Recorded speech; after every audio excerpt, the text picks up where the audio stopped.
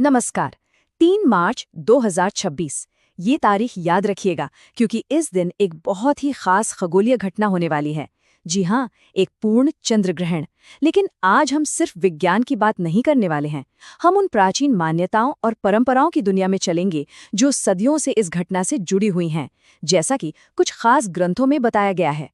तो हम 5 हिस्सों में इस पूरी बात को समझेंगे। सबसे पहले तो ग्रहण का सही समय क्या है वो जानेंगे। फिर सूतक काल का क्या मतलब है इसे समझेंगे। इसके बाद देखेंगे कि इस दौरान क्या करना चाहिए और क्या नहीं। हम ये भी जानेंगे कि कैसे ये समय आध्यात्मिक उन्नति का एक बड़ा मौका हो सकता है। और आखिर में मन को तेज करने के लिए एक खास अनुष्ठान की भी बात करेंगे। तो चलिए शुरू करते हैं पहले हिस्से से। सबसे जरूरी है टाइमिंग को समझना। तो आइए 3 मार्च 2026 को होने वाली इस घटना के सही समय को जानते हैं। देखिए, इन समयों को बहुत ध्यान से समझना होगा। सामान्य लोगों के लिए सूतक काल सुबह 9:45 पर ही शुरू हो जाएगा। लेकिन हाँ, कुछ लोगों के लिए इसमें थोड़ी छूट है। उनके लिए ये दोपहर 3:25 से शुरू होगा। और सबसे खास बात, जो ग्रहण का मुख्य समय है वो उज्जैन के समय के हिसाब से शाम 6:35 से 6:46 तक, मतलब सिर्फ 11 मिनट का होगा। ये समय याद रखना आगे की बातों को समझने के लिए बहुत जरूरी है। तो हमने अभी सूतक शब्द सुना है ना? आखिर ये है क्या, ये समझना बहुत जरूरी है क्योंकि ग्रहण से जुड़ी सारी परंपराएं इसी एक कॉन्सेप्ट पर टिकी हैं। तो चलिए जानते हैं कि आखिर ये सूतक होता क्या है। तो सूतक क्या है? सीधे शब्दों में कहें तो ये एक तरह से सावधानी बरतने का समय है। चंद्र ग्रहण के मामले में ये घटना से ठीक 9 घंटे पहले शुरू हो जाता है, जिसे पुरानी भाषा में 3 प्रहर भी कहते हैं। माना जाता है कि ये समय थोड़ा संवेदनशील होता है। लेकिन देखिए, इसमें भी एक दिलचस्प बात है। ये 9 घंटे का नियम ना सबके लिए एक जैसा नहीं है। परंपराओं में बच्चों, बुजुर्गों, बीमार लोगों और गर्भवती महिलाओं का खास ख्याल रखा गया है। उनके लिए सूतक का समय थोड़ा कम होता है, सिर्फ 4.5 घंटे, यानी कि 1.5 प्रहर। अब एक बड़ा सवाल उठता है कि सूतक के दौरान खाने पीने की चीजों का क्या किया जाए। तो प्राचीन ग्रंथों में इसका भी एक तरीका बताया गया है।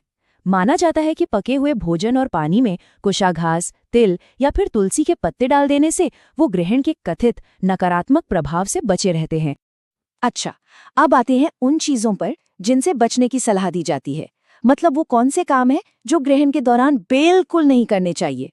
यहाँ हम देखते हैं कि ग्रंथों में कुछ कामों को लेकर बहुत साफ साफ मना किया गया है और साथ ही उनके क्या परिणाम हो सकते हैं ये भी बताया गया है। जैसे खाना खाने से आध्यात्मिक पतन हो सकता है, सोने से बीमारी आ सकती है और यहाँ तक कि यौन संबंध बनाने से निम्न योनियों में जन्म का भी जिक्र मिलता है। ये मान्यताएं दिखाती हैं कि इस समय को कितना सेंसिटिव माना जाता था। और हाँ, गर्भवती महिलाओं के लिए तो सावधानियां और भी ज्यादा सख्त बताई गई हैं। उन्हें सलाह दी जाती है कि वो सीधे ग्रहण को ना देखें, उस समय सोए नहीं और काटने या सिलने जैसा कोई भी काम ना करें। इतना ही नहीं, पत्ते तोड़ने या दांत साफ करने जैसे सामान्य कामों से भी बचने के लिए कहा गया है। तो इतनी सारी मनाही के बाद अब जरा इसके दूसरे पहलू को देखते हैं, क्योंकि ऐसा भी माना जाता है कि ग्रहण का समय सिर्फ सावधानी का नहीं बल्कि आध्यात्मिक विकास का एक बहुत बड़ा मौका भी है। और ये मौका कितना बड़ा है इसका अंदाजा आप महर्षि वेदव्यास के इस कथन से लगा सकते हैं। उनके अनुसार चंद्र ग्रहण के दौरान किया गया कोई भी मंत्र जाप 1 लाख गुना ज्यादा फल देता है। जरा सोचिए, 1 लाख गुना। ये सच में एक बहुत बड़ा आध्यात्मिक अवसर है। और अगर हम इसकी तुलना सूर्य ग्रहण से करें ना, तो ये और भी बढ़ जाता है। ग्रंथों के अनुसार सूर्य ग्रहण के दौरान किया गया जप 10 लाख गुना ज्यादा पुण्य देने वाला होता है।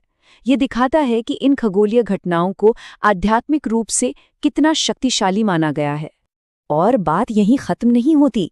अगर साथ में पवित्र गंगा जल भी हो तो ये पुण्य और भी कई गुना बढ़ जाता है, जैसा कि सूर्य ग्रहण के लिए बताया गया है 10 करोड़ गुना तक।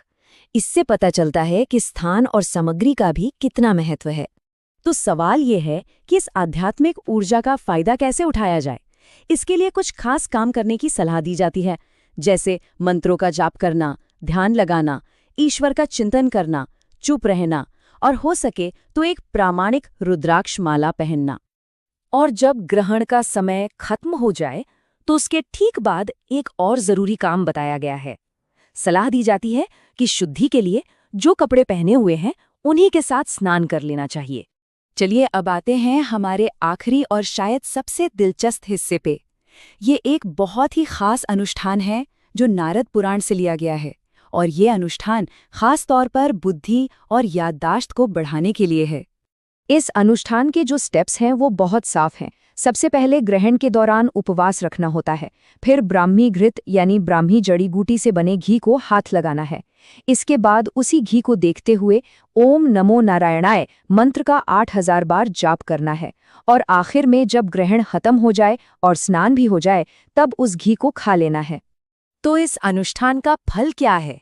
नारद पुराण के अनुसार इसके परिणाम कमाल के हो सकते हैं, जैसे असाधारण बुद्धि मिलना, कविता करने की जबरदस्त क्षमता आना और वाक सिद्धि यानी कही हुई बात का सच हो जाने की शक्ति मिलना।